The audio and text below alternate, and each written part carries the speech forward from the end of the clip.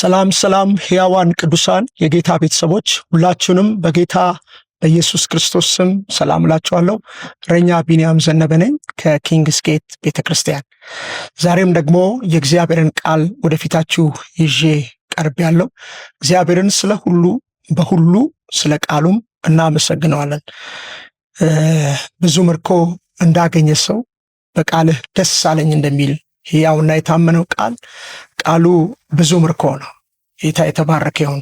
ቃል የሚሰሙ ሰዎች ብዙ ምርኮ አላቸው። ቃልን የሚታዘዙ ሰዎች ብዙ ምርኮ አላቸው። ቃልን የሚያምኑ ሰዎች ብዙ ምርኮ አላቸው። በዚህ ምርኮ እንድትባረኩ ጸሎቴ ነው። በማቴዎስ ወንጌል ምዕራፍ 3 ቁጥር 3 ላይ እንዲህ ይላል ሕያውና የታመነው ቃል፣ በነቢዩ በኢሳይያስ የጌታን መንገድ አዘጋጁ፣ ጥርጊያውን አቅኑ እያለ የሚጮህ ድምፅ የተባለለት ይህ ነውና ይላል። ጌታ የተባረከ ይሁን። የጌታ መንገድ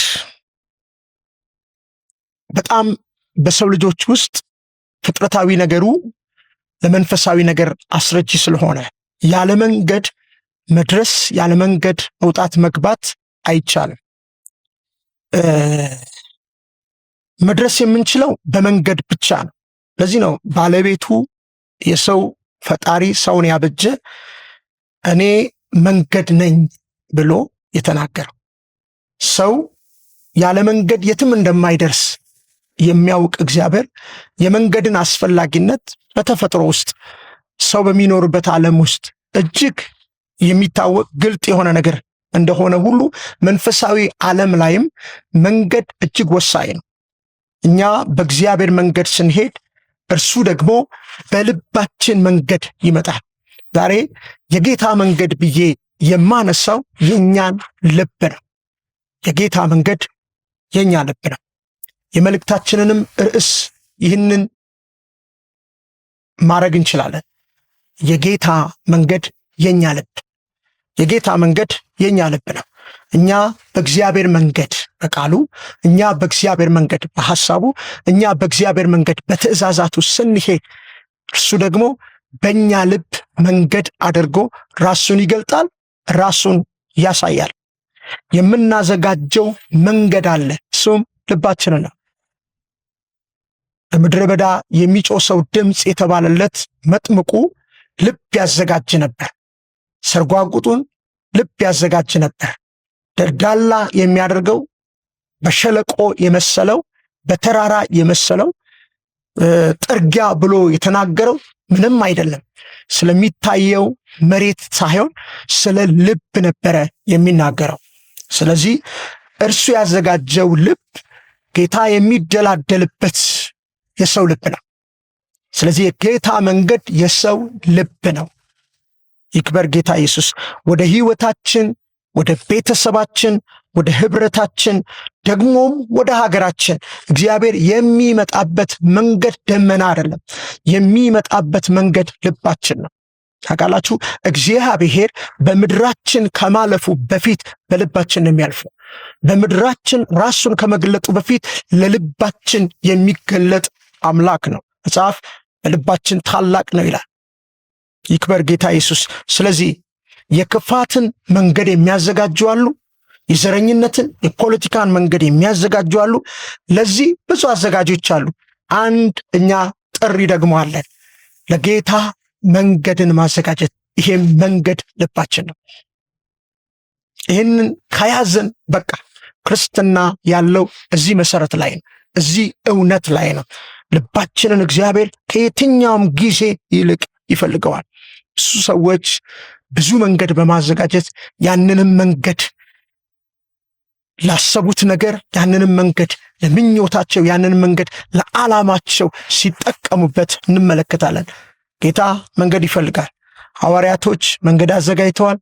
እንደ መጥምቁ መልእክተኞች መንገድ ለማዘጋጀት ነው የተላኩት። ለማ ካልን ለሰራዊቱ አምላክ ለእግዚአብሔር።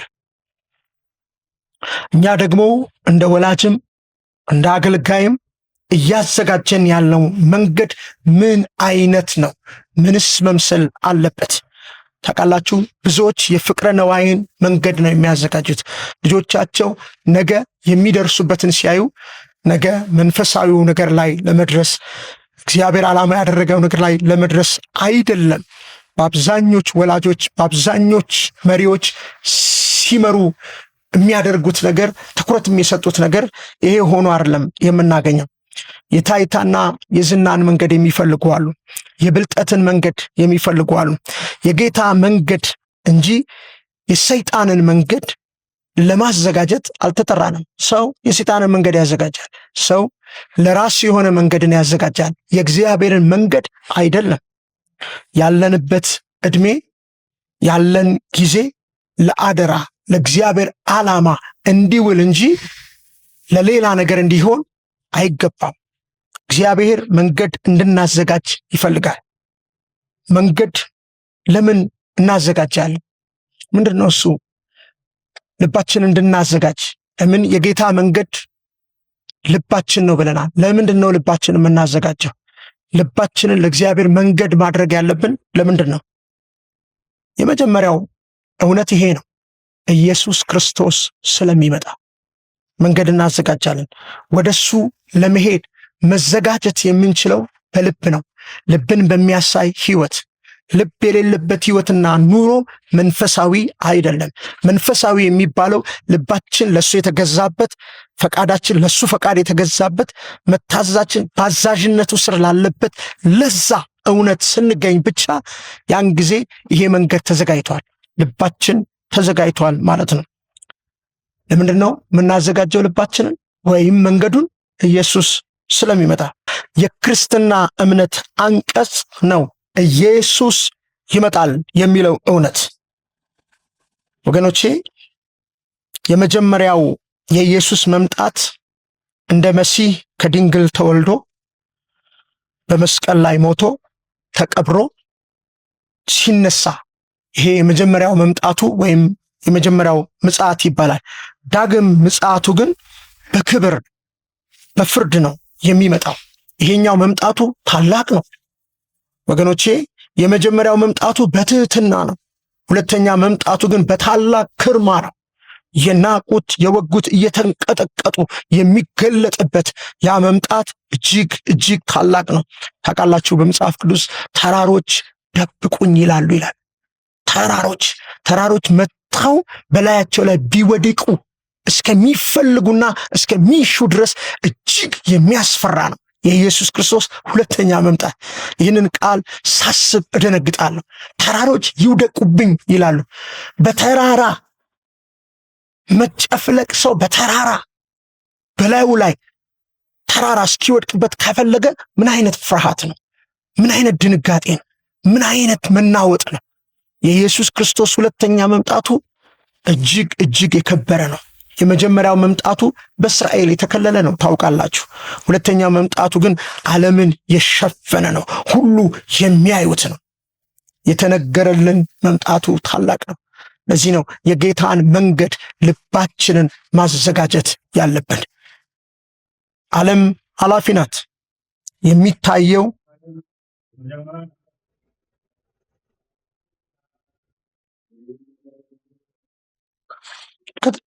ችግር ዓለም ኃላፊ ናት። የሚታየው የሚጠፋ ነው። ይሄ ኃላፊ ነው የምንለው ዓለም፣ የሚጠፋ ነው የምንለው ዓለም ጊዜው ደርሷል።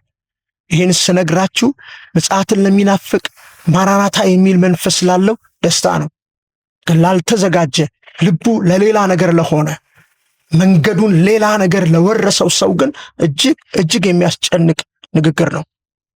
ስለዚህ የመጀመሪያውን መምጣት፣ ሁለተኛውን መምጣት በእግዚአብሔር ቃሉ ሲታይ ያለውን ትርጉም ያለውን መረዳት እጅግ ተካፋይ መሆን አለብን። ወደ እግዚአብሔር ቃል መጠጋት ያለብን፣ የእግዚአብሔርን ቃል መማርና ማጥናት ያለብን ለዚህ ነው። የእግዚአብሔርን ቃል ሰሚዎች መሆን ያለብን ለዚህ ነው። ወገኖቼ፣ የኛ ዘመን እጅግ አስፈሪ ዘመን ነው። ለምን? የመጨረሻ ዘመን ስለሚባል። የመጨረሻ ዘመን ምልክቶች ሁሉ እጅግ እጅግ የታዩበት ዘመን ቢኖር ይሄ እኛ አሁን ያለንበት ዘመን ነው።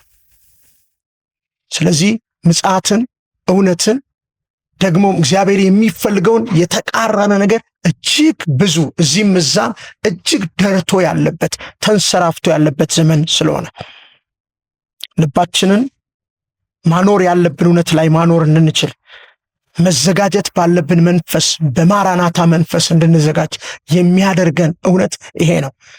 የጌታን መንገድ አዘጋጁ። የጌታን መንገድ ልባችሁ ነው። ቅዱሳን ሕያዋን ይህንን የምትሰሙ ሁሉ አንድ ባለታሪክ ትውልድ ላንሳላችሁ። የሉቃስ ወንጌል ምዕራፍ 24 ላይ ከቁጥር 13 እስከ 35 አንብቡት። አሳዛኝ መንገደኛ ትውልድ ነው ይሄ ትውልድ ከጠሪው ወደ መንደሩ እየተመለሰ ያለ ትውልድ ነው። የተስፋውን መንገድ ተስፋ ቆርጦበት እየሄደ ያለ ትውልድ ነው። መንገዳችን የተስፋችንን ጽኑ መሰረት የሚያሳይ ነው። አካሄዳችንን የተስፋችንን ጽኑ መሰረት የሚያሳይ ነው። ያለንን የተሰጠንን ያለማወቅ መንገድና አካሄድ ይሄ በዚህ ጽኑ እምነት ላይ ያለንን የተቀየረ አቋም የሚያሳይ ነው።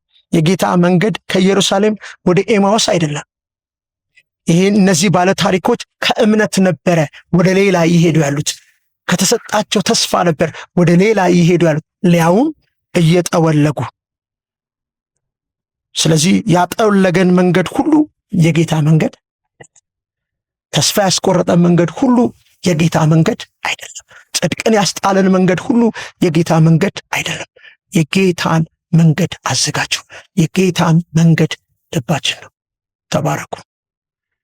ይህንን ቪዲዮ የምትከታተሉ ሰብስክራይብ፣ ላይክ፣ ሼር በማድረግ ለሌሎች ይሄ መልእክት እንዲደርስ አድርጉ። እግዚአብሔር ዘመናችሁን ይባርክ። በኢየሱስ ስም አሜን።